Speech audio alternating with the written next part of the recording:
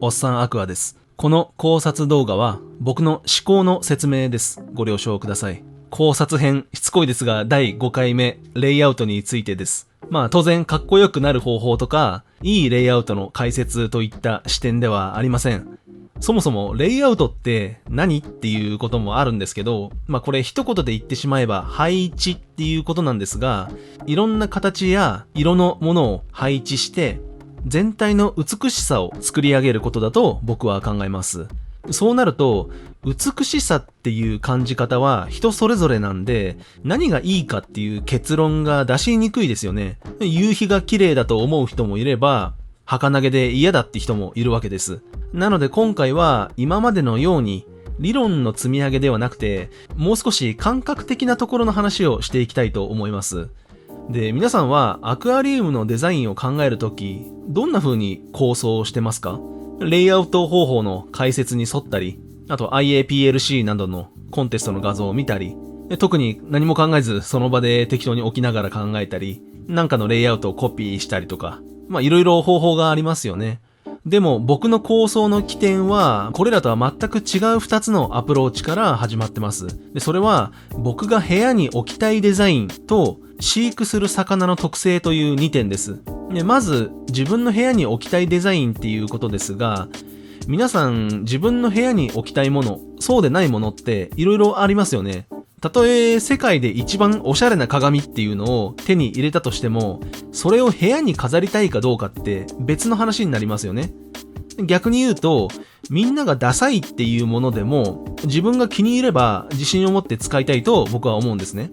つまり、この美しさという主観的な面では自分の基準を最初は大事にしたいなと思ってるっていうことです。で、この美しさの大枠として構図っていう考え方がよく出てきます。それが次の3つで、三角型、凸型、で、大型って読めばいいのかなの3つです。これらを起点にして考えましょうっていうのもわかるんですが、僕はこういう構図論は先人が一生懸命積み上げてきた結果論だと考えてます。別に間違ってるって言いたいわけじゃなくて、構図起点で考えるならこんなのがあるよっていう一つの視点であって、ここから始めないとダメっていうものではないと考えてます。だから別に一直線であろうと、完全に左右対称であろうと、なんだったら前面のガラスが隠れちゃって見えにくいぐらいであろうと、自分がいいと思うなら実現した方がいいと思うんですね。それはひとえに、何よりその水槽を見るのは自分だからっていうことなんです。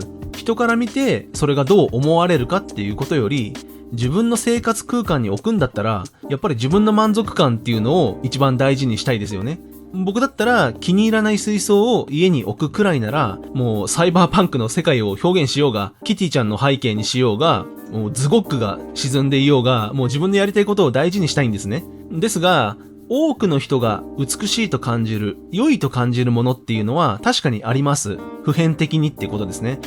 でも最初の1回目なんで、せっかくだからもう自分が思うことをやりきってみたかったんですね、僕は。それが自分の部屋に置くからっていうことを一番最初に考えたっていう話です。で、次に魚の環境なんですけど、以前お話しした通り、僕はスネークヘッドを飼うのがもう最初から前提としてありました。で、その時考えたのが、習性から考えて隠れる場所をとにかく作るっていう起点からレイアウトを考え始めてます。土管とか植木鉢みたいなそういうシェルターみたいな考え方もあると思うんですけど、もっと自然な物陰感が欲しかったんですね。で、そうなると穴が開いてる風なレイアウトにするか、物が斜めになって影を作ってるかのどっちかになると思うんです。で、ここから考え始めた時に、まずこの絵の感じで大きく流木かなんかで斜めにドンと物があるのを作ろうと思いました。で、これでまずここの下が隠れ家になりそうですよね。で、他にももうちょっと細かい選択肢が魚にもあった方がいいかなっていう感じで、右側にせり出した石を作って、その下にも影を作っていきます。で、全体的に水草がブワッと茂ってくれば、そういったところも隠れ家になり得るかなっていう感じですね。で、こうやって斜めにいろいろ飛び出てると、泳ぐ時の障害物にもなるんで、いろんな道順で泳げそうかなとも思いました。なんか自分の作り方の解説してますけど、なんていうか、つまりこれは構図から考え始めてないっていう話です。で、もちろん3つの構図から考え始めるのを否定してるわけじゃありません。例えばいろんな写真を見ていると、私が好きなのはこの構図が多いなとか、家にある他の水槽がある構図ばっかりになっちゃってるんで、ちょっと変化が欲しいなとか、なんも思い浮かばないからこの構図から始めてみようとか、考え始めるところは人によって違うと思うんです。でも、この3つの構図が絶対的な基本になってしまうのは、ちょっとどうなんだろうなっていうふうに僕は疑問を持ってしまったんですね。例えば、今回は構図より好きな水草だけをたくさん植えてみようとか、実際に訪れた場所にあった風景を水槽の中にイメージとして再現してみようとか、そういう方向からスタートするのもなんかすごい面白そうですよね。とにかく自分の理想像を形にするっていうのがすごい大事なんじゃないのかなと僕は考えてるわけです。まあそんなこんなである程度定まってきて、実際にレイアウトを始めるときに僕が一番思ったことは、全体の想像がいくらできててもそれにぴったり合致する素材がなかなかないっていうことなんですね。で、それがはっきり分かってきたのが素材を買った時じゃなくて、1番目の動画で出した通り段ボール水槽に実際に素材を置いた時に気がついたんですよ。やっぱりいくら紙とか頭で想像しても、実物大でそこにあると全然雰囲気が違うし、思っても見なかった石とか流木が見せる表情の違いにも気づくことになるんですね。そういう意味でも一回やってみるっていうのはすごい大事だと思ったんです。で、この段ボール水槽、特にレイアウトに悩んでたり着地点がよくわからなくなってる場合は、なかなかいい方法なんじゃないかなと僕は思ってます。水槽だとガラスなんで結構作業にも気使うんですよね。で、そういう作業もバンバンできるし、前面の壁がないんで、手で水槽をまたいでレイアウトするっていう煩わしさもないんですね。ある程度組んでいくと、実際にそれが部屋に置いてある風景っていうのもすごくよくわかるんで、生活してる中で、